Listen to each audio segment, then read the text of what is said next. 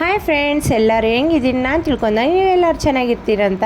ಇವತ್ತು ಗಿಳಿ ಮಾವಿನಕಾಯಿ ತಂದಿದ್ರು ನಮ್ಮ ಮನೆಯವ್ರು ಭಾಳ, ಹಂಗಾಗಿ ಸ್ವಲ್ಪ ಅದ್ರ ರೈಸು ಮತ್ತು ಉಪ್ಪಿನಕಾಯಿ ಮಾಡೋಣ ಅಂತ ಮಾಡ್ತಾಯಿದ್ದೀನಿ. ಮ್ಯಾಂಗೋ ರೈಸ್ ಮಾಡ್ತಾಯಿದ್ದೀನಿ. ನೋಡಂಬರ್ರಿ.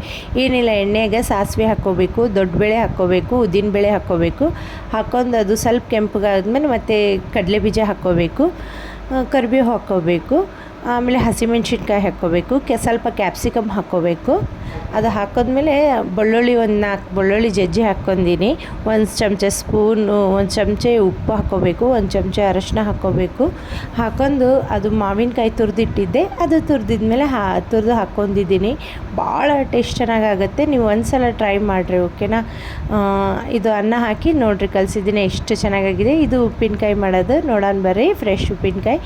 ಏನಿಲ್ಲ, ಎಣ್ಣೆಗೆ ಸಾಸಿವೆ ಹಾಕ್ಕೋಬೇಕು, ಆಮೇಲೆ ಮಾವಿನಕಾಯಿ ಕಟ್ ಮಾಡಿದ್ದು ಹಾಕ್ಕೋಬೇಕು.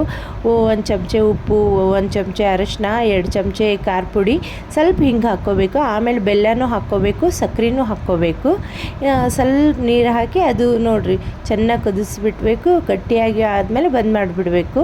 ಭಾಳ ಹೊತ್ತು ಹಿಡಬಾರ್ದು. ನೋಡಿರಿ ಎಷ್ಟು ಚೆನ್ನಾಗಿ ಕಾಣ್ತಾಯಿದೆ. ಇಷ್ಟು ಎಮ್ಮೆ ಆಗಿತ್ತಂದರೆ ನಮ್ಮ ಮನೆಯವರು ಭಾಳ ಇಷ್ಟಪಟ್ಟು ತಿಂದರು. ಮಕ್ಕಳು ಇದು ಉಪ್ಪಿನಕಾಯಿ ಎಷ್ಟು ಇಷ್ಟಪಟ್ಟು ತಿಂತಾರೆ ಅಂದರೆ, ಒಂದು ಸಲ ನೀವು ಮನೆಗೆ ಮಾಡಿ ಟ್ರೈ ಮಾಡಿರಿ, ಆಮೇಲೆ ನೋಡಿರಿ ನಾನು ಹೇಳ್ತೀರಿ.